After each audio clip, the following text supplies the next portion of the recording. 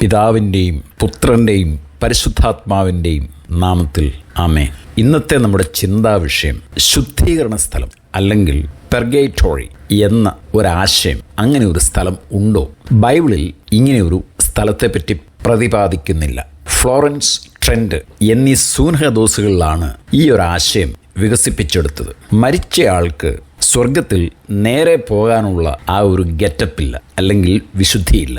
അതുകൊണ്ട് മരണത്തിനും സ്വർഗത്തിനുമിടയിൽ ഒരു താൽക്കാലിക സ്ഥലം അല്ലെങ്കിൽ ഒരു ഔട്ട് പോസ്റ്റ് ഇവർ ഉണ്ടാക്കി വച്ചിട്ടുണ്ട്. ഇവരുടെ ആചാരാനുഷ്ഠാനങ്ങളിലൂടെ ജീവിച്ച് മരിച്ചു പോകുന്ന ആളുകൾ കുറേ നാൾ ഇവിടെ കിടക്കണം. ഇവർ സ്വർഗത്തിലേക്ക് പോകണമെങ്കിൽ ഇവിടെ ചില ചടങ്ങുകളൊക്കെ ചെയ്യേണ്ടതുണ്ട്. അതെല്ലാം വളരെ വിദഗ്ധമായി അവർ ഉണ്ടാക്കി വെച്ചിട്ടുണ്ട്. പ്രധാനപ്പെട്ടത് കുർബാനയും ഒപ്പീസും. എത്ര കുർബാനയും ഒപ്പീസും ചൊല്ലിക്കുന്നുവോ അതനുസരിച്ചാണ് മരിച്ചയാൾ സ്വർഗത്തിലേക്ക് പോകുന്നത്. അതുകൊണ്ട് കുറെ പൈസ പിള്ളേരെ ഏൽപ്പിച്ചിട്ട് വേണം പോകാൻ. പിന്നെ ശുദ്ധീകരണ സ്ഥലത്തിലെ ആത്മാക്കൾക്കായുള്ള ഒരു പ്രത്യേക പ്രാർത്ഥനയും ഇവർ സെറ്റ് ചെയ്ത് വെച്ചിട്ടുണ്ട്. ഇവരുടെ കാറ്റക്കിസം ബുക്കിൽ ഈ പ്രാർത്ഥന ഉണ്ട്. അപ്പൊ അതുകൊണ്ട് ഇങ്ങനെയൊരു സ്ഥലം പ്രത്യേകമായി ഉണ്ട് എന്നുള്ളതിൻ്റെ തെളിവാണ്. അപ്പോൾ ഈ കുർബാനയും ഒപ്പീസും എല്ലാം ചെയ്തു കഴിയുമ്പോൾ ആ മരിച്ചയാൾ വിശുദ്ധീകരിക്കപ്പെട്ട് നേരെ സ്വർഗത്തിലേക്ക് പോകും എന്നാണ് ഇവർ പഠിപ്പിക്കുന്നത്.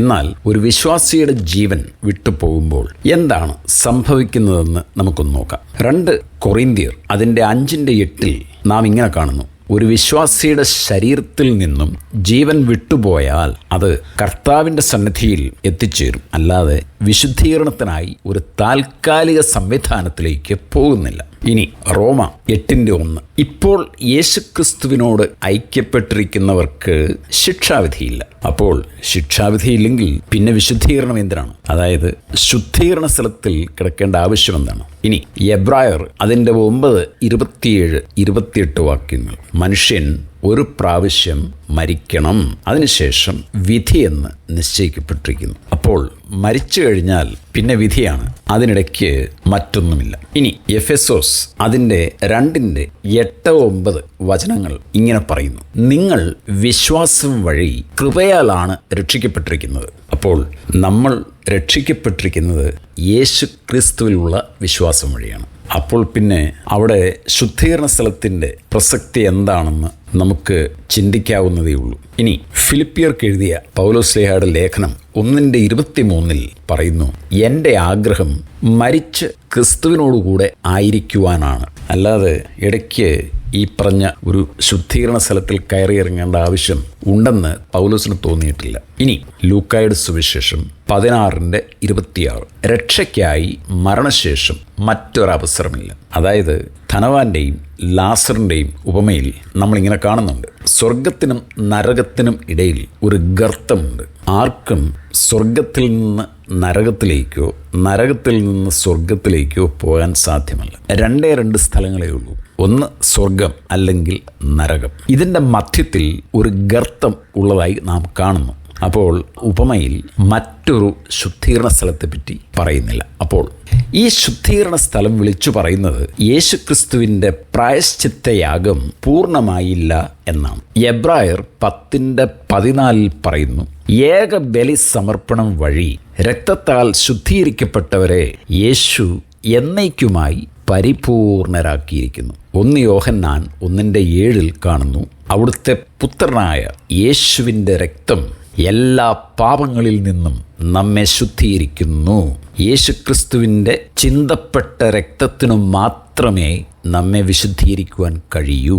നമ്മുടെ വ്യക്തിപരമായ ഒരു പ്രവർത്തികൾക്കും നമ്മെ വിശുദ്ധീകരിക്കുവാൻ കഴിയുകയില്ല.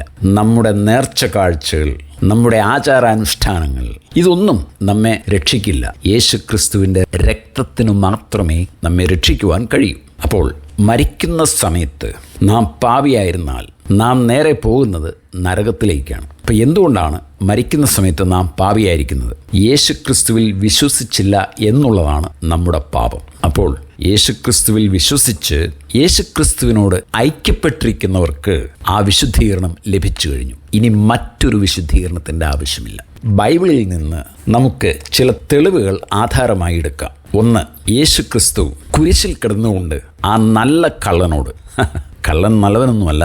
എന്നാലും അനുതപിച്ച ആ കള്ളനോട് യേശുക്രിസ്തു എന്താ പറഞ്ഞത്?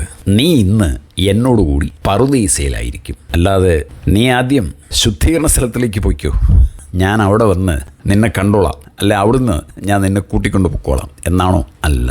എന്തുകൊണ്ടാണ് കള്ളന് പറുദീസയിൽ പോകാൻ സാധിക്കുന്നത്? കള്ളൻ പാപിയാണ്, നേരിട്ട് പറുദീസയിൽ പോകാൻ സാധിക്കില്ല.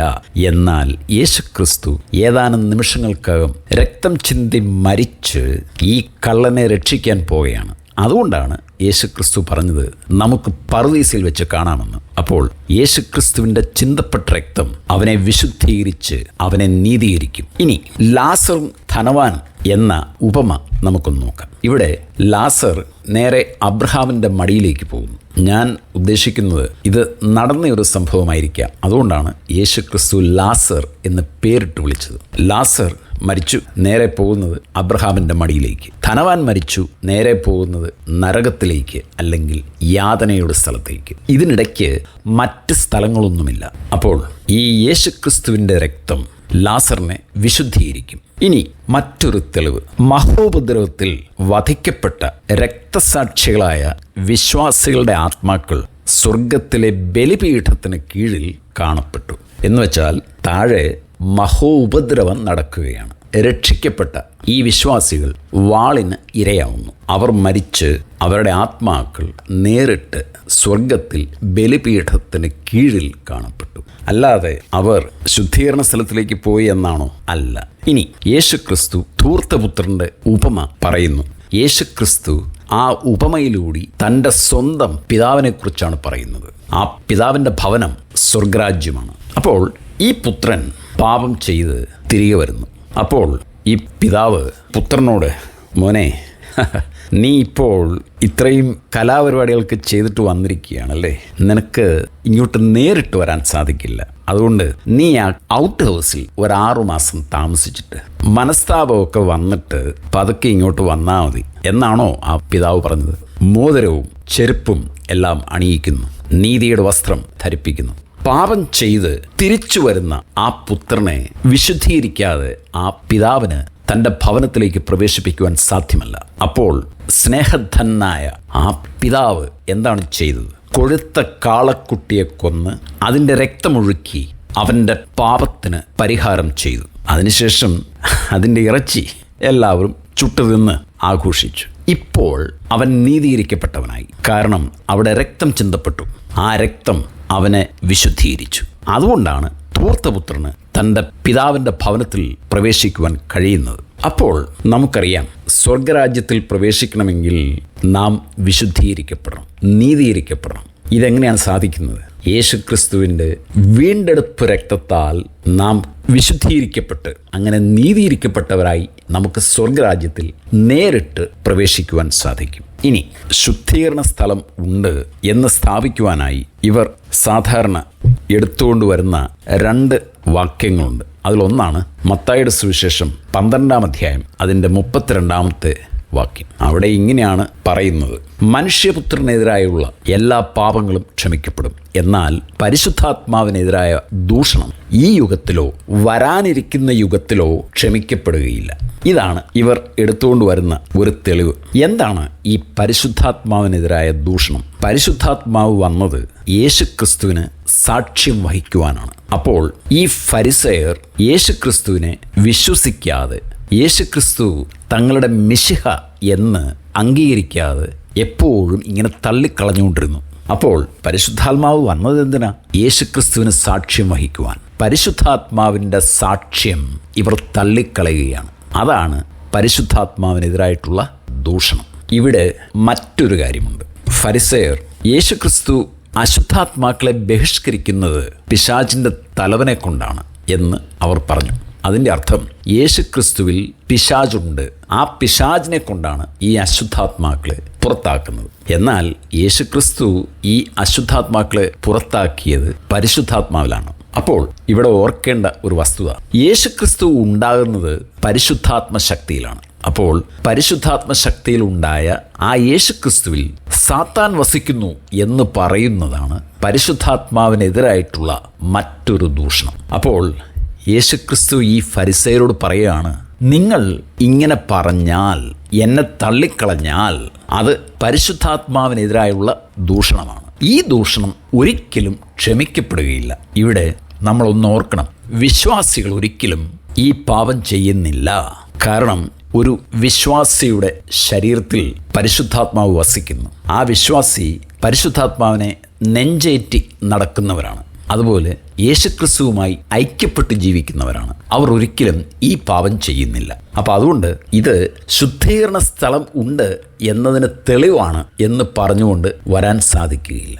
ഇനി അടുത്തത് ഇവർ കൊണ്ടുവരുന്ന മറ്റൊരു വചനം 1 കൊറിന്തോസ് അതിൻ്റെ 3:15 ഇവിടെ പറയുന്നത് രക്ഷിക്കപ്പെട്ടവരെ കുറിച്ചാണ്. യേശു ക്രിസ്തു നൽകിയിരിക്കുന്ന ആ കൃപയുടെ അടിസ്ഥാനത്തിൽ തങ്ങളുടെ ആത്മീയ ഭൗതിക ശുശ്രൂഷകൾ ചെയ്യുമ്പോൾ അവർക്ക് മരണാനന്തരം യേശുക്രിസ്തുവിൻ്റെ മേഘപ്രത്യക്ഷതയ്ക്ക് ശേഷം പുനരുത്ഥാനത്തിങ്കൽ ജഡ്ജ്മെന്റ് സീറ്റ് ഓഫ് ക്രൈസ്റ്റ് അല്ലെങ്കിൽ ബേമാസെ എന്ന് പറയുന്ന ആ സമ്മാന പീഠത്തിൽ വച്ച് സമ്മാനങ്ങൾ നൽകും. എന്നാൽ കർത്താവിൻ്റെ കൃപ ഉപയോഗിക്കാതെ സ്വന്തം ഇഷ്ടത്തിനും സ്വന്തം താല്പര്യങ്ങളും ഒക്കെ മുൻനിർത്തി ആത്മീയ ഭൗതിക ശുശ്രൂഷകൾ ചെയ്യുന്നവർക്ക് ഈ പറഞ്ഞ സ്ഥലത്ത് ചെല്ലുമ്പോൾ സമ്മാനം ലഭിക്കില്ല. പക്ഷെ അവരും രക്ഷിക്കപ്പെട്ടവരാണ്. അതിൻ്റെ കാരണം എന്താണെന്ന് വെച്ചാൽ യേശുക്രിസ്തുവിൻ്റെ കൃപ ഉപയോഗിക്കാതെ നമ്മുടെ ശുശ്രൂഷകൾ ചെയ്താൽ അത് വൈക്കോലും പുല്ലും ഒക്കെ ഉപയോഗിച്ച്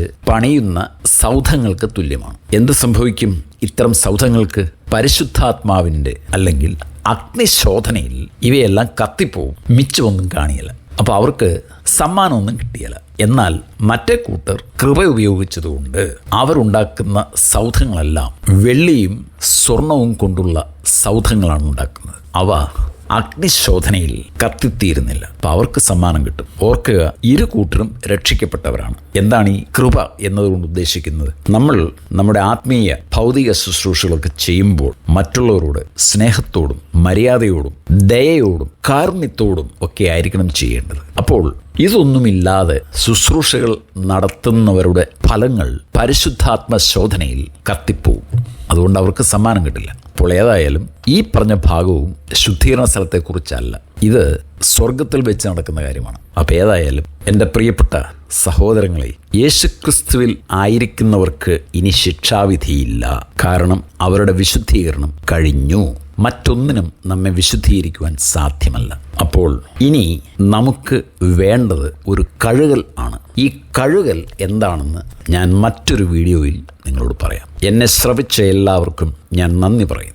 യേശു കർത്താവിൻ്റെ നാമത്തിൽ തന്നെ ആമേൻ.